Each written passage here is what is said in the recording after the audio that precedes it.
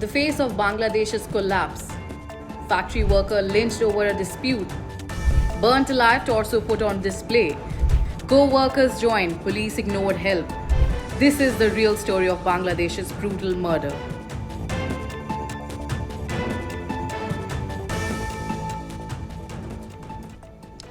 In the bustling industrial town of Baluka in Singh, Bangladesh, a young Hindu man named Dipu Chandra lived a very simple life. At 25 years of age, he was the sole breadwinner for his family, supporting his disabled father, mother, wife and their 1.5-year-old daughter.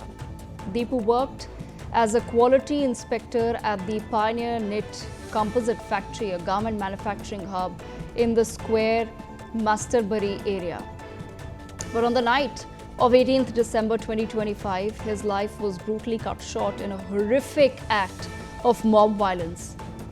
What started as whispers of blasphemy escalated into a premeditated lynching, leaving his body tied to a tree and set ablaze. Yes, you heard that right. He was lynched, his body was tied to a tree, and he was set ablaze. Viewers, this is Explained on NewsX with me, Devika Devan.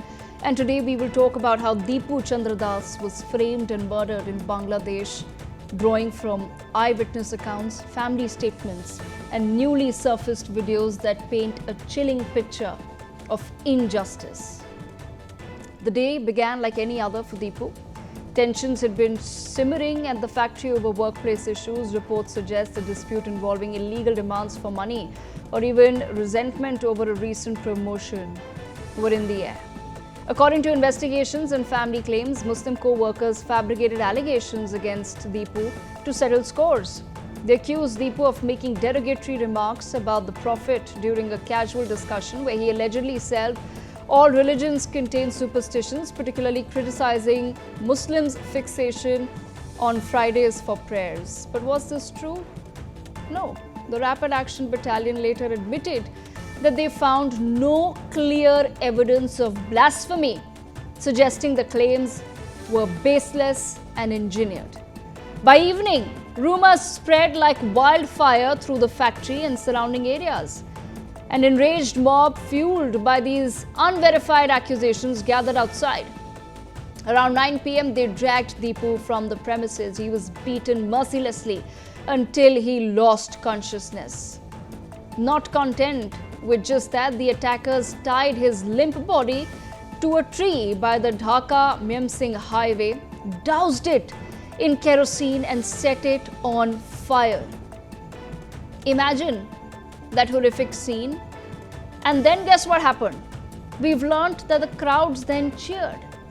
They filmed the scene on their phones and even halted traffic to watch the flames.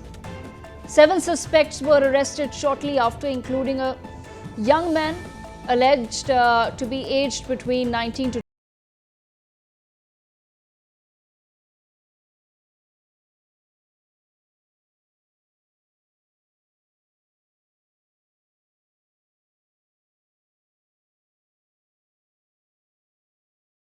The violence showed signs of planning over several hours, with some factory workers joining the mob. A timely call from factory management could have saved Dipu's life, but none of these calls came. Bangladesh's interim government, led by Nobel laureate none other than Yunus, has now condemned the act, stating that there is no place for this kind of violence in New Bangladesh. But Mr. Yunus, your government is known only for this kind of violence. This is the face of New Bangladesh. For Dipu's family, justice now feels distant. Dipu's father, Ravilal Das, is a disabled man who relied on his son.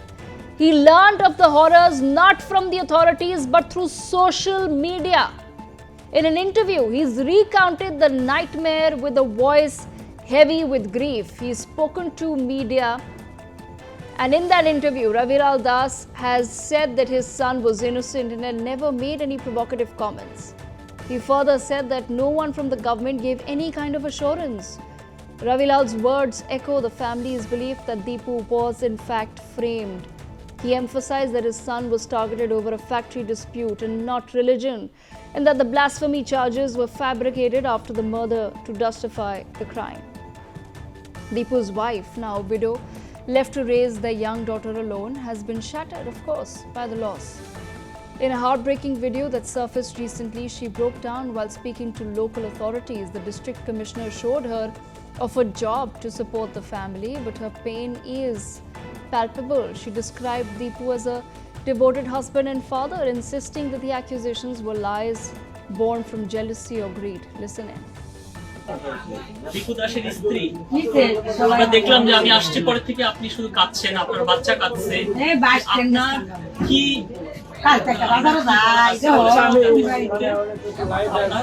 আপনি কিছু বলতে চান?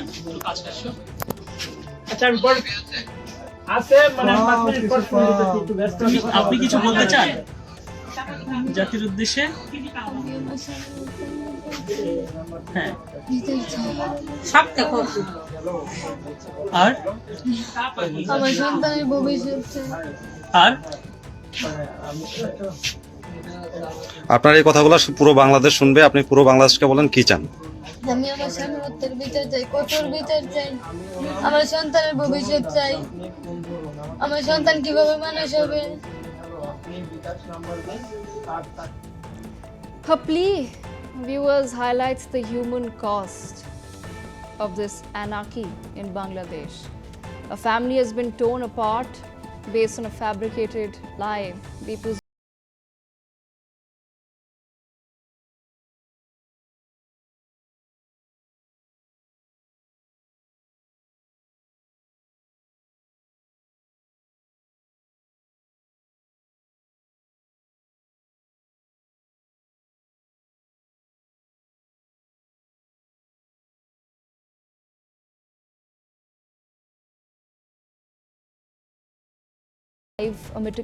amid the political unrest following Sheikh Hasina's ouster, that became the new reality of this Naya Bangladesh. The family now insists that the lynching was premeditated, tied to workplace rivalries rather than religion. Days after the horrific lynching and the murder of Dipu Chandra, his family is still in peril, practically begging for justice. Have a look.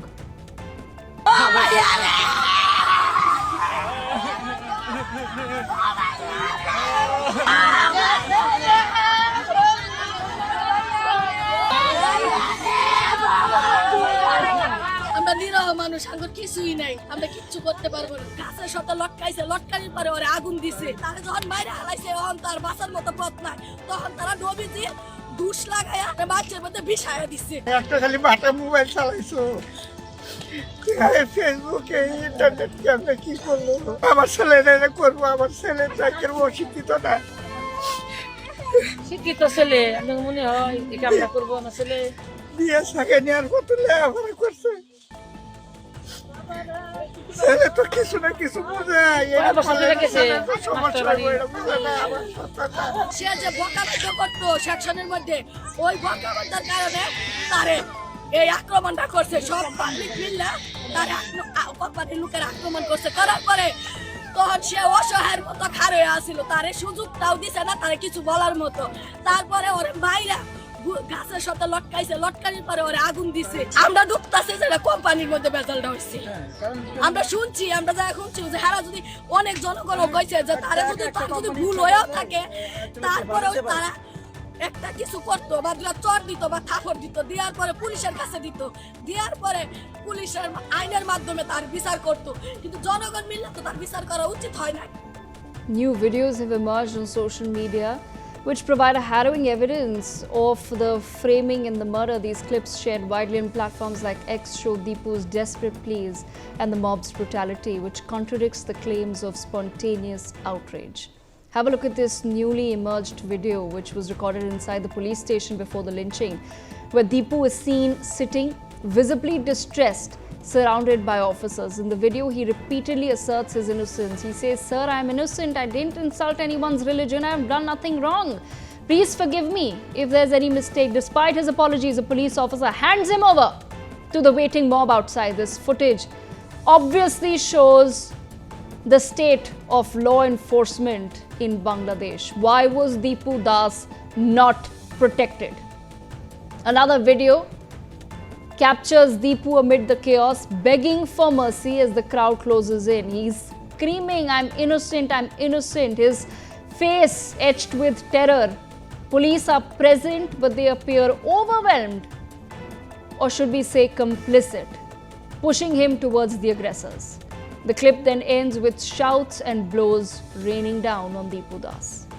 A recently shared video on X captures the mob dragging Dipu Chandra Das out of the police station. Filmed from an elevated angle, it shows a massive crowd of hundreds surging forward in a chaotic frenzy, with people in colorful clothing pushing and shouting near a building entrance adorned with signs.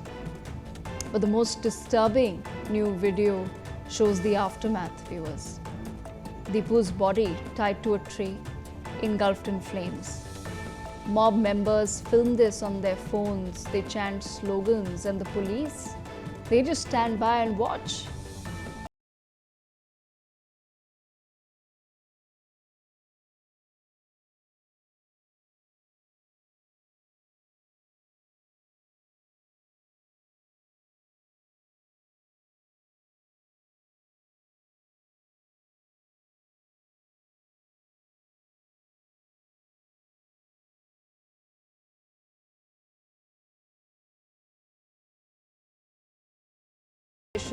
Highlighting the pattern of violence against minorities in Bangladesh.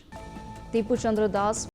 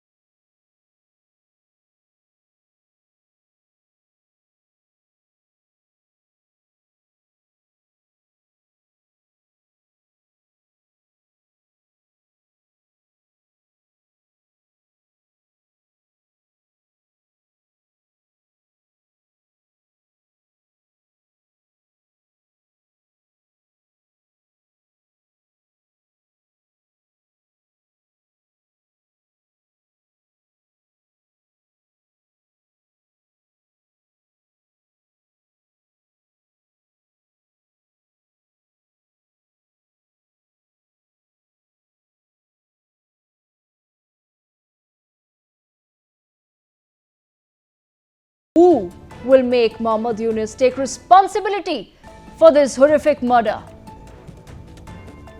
The face of Bangladesh's collapse.